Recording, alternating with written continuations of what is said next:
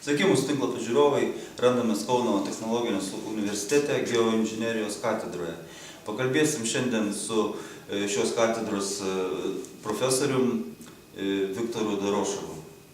Ir norėtumėm sužinoti jūsų nuomonę apie beprasidedančią skalūninių dujų žvalgybą bei planuojamą gavybą Lietuvoje, konkrečiai Tauragės apskrityje, Žygaičių seniūnijoje. Kokia jūsų nuomonė yra aplinkosauginė prasme šios gavybos? Pirmiausiai, aš turėčiau du tokius momentus. Žiūrint, jeigu aplinkosauginių aspektų, tai būtų pirmas dalykas, kas bus po to, kai tie skalūnai bus, tos skalūninės dujos bus paimtos ir kaip, reiškia, bus įvertintas rizikos poveikis galimas, kur prieš kelis metus buvusio žemės drebėjimo. Tarkim, jeigu bus ten susidariusios ertmės ir žemės drebėjimo poveikis, kuris buvo, tarkim, prieš keletą metų 2-4 balų pagal Richterio skalę, reiškia, jis bet kurį, kad ir apsaugotą gelžbetoninį kevalą, gali padaryti jame įtrūkimus ir, reiškia, tuo pačiu padaryti galimybę patekti kenksmingom medžiagom į gruntą. Kitas momentas labai svarbus. Ar nebus susidarę spūdinio ir artezinio vandens, reiškia, tose sluoksniuose. Vėlgi ten priklauso, jeigu pasižiūrėsime Ameriką, Kanadą, ten uolinis gruntas, pas mus nuosėdinis. Reiškia, labai svarbu, kokie sluoksniai, laidus vandeniui, nelaidus, reiškia, yra galimybė susidaryti spūdiniam vandeniui, arteziniam vandeniui, reiškia, per mikroplyšius gali kilti pažeistas chemikalais vanduo. Reiškia, vėlgi šitos rizikos turėtų būti įvertintos.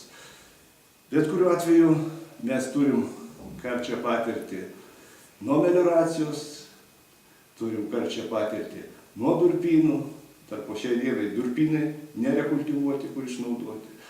Dar neišnaudoti durpynai, kurie yra nusausinti. Reiškia, yra alternatyvos tiems skalūnams, dar jos neišnagrinėtos visos pakankamai. Ir šitie dalykai galėtų būti dar gvildenami lygiagrečiai su ta gvildenama tematika dėl skalūnų. Kitas dalykas, jeigu ir įsisavinti tas skalūnų dujas, tai būtų gal geriau, kad mes patys jas įsisavintume, ne amerikiečiai. Nes kaip taisyklė, tos technologijos, kurios ateina su svetima darbo jėga, jos palieka žaizdas. Gal tai simboliškai. Girdėjau, kad geologai Lietuvos lygtai oficialiai praneša, kad jie lygtai už yra. Gal koks skirtumas tarp geologų ir geoinžinierių? Koks jų matymas gali kurioje vietoje išsiskirti? Geologai žiūri, kas yra, kokios naudingos iškasenos yra žemėje ir, aišku, jie suinteresuoti jas paimti panaudojimui. Geoinžinierius, šiuo atveju aš statybos fakultete, tai mes kaip pagrindą statiniams žiūrime mūsų gruntą. Vėlgi, aišku, mes paviršių žiūrime. Čia, aišku, gilu labai, bet vis dėlto iš principo požiūris turi būti. Požiūris yra labai paprastas. Mes negalim keisti gamtos, mes turim prisitaikyti prie gamtos. Tokiu atveju mums reikalingos kūrui medžiagos, kurios atsinaujina. Plaukai. Nusikerpot auga, lygiai tas pats ir kūrui. Medieną galim naudoti. Per 50-60 metų galima taukinti medieną. Sutvarkykim, rekultivuokim durpynų plotus išnaudotus. Pasodinkim ten miškus, deginkim, darykim pagal pažangės technologijas kūrą ir jį naudokim.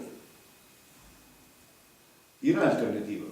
Yra pagal mane dar neišsemtas visas tas potencialas, kuris yra pas mus Juolab, kad dar tarybiniais metais kažkur tai 10–15% kūro balanso moksliškai pagrįsta buvo įvardinti kaip vietinis kūras.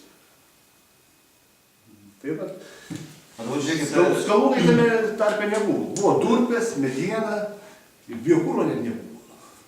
Teritorinė prasme yra tokių žinių, kad 1 kvadratiniam kilometre ploto 6 gręžiniai, reiškia, yra išdėstomi.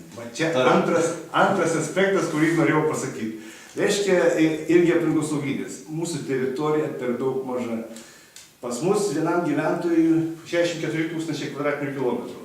Tai nesunkiai galim pasižiūrėti, kiek tenka vienam gyventojui. Ta prasme, ta gavyba kažkur tai, mano skaičiavimais, kažkur 2–3% išjungtų teritorijos iš Lietuvos visos teritorijos. Praktiškai jis ten būtų realiai žmogaus veiklai netinkantis plotas.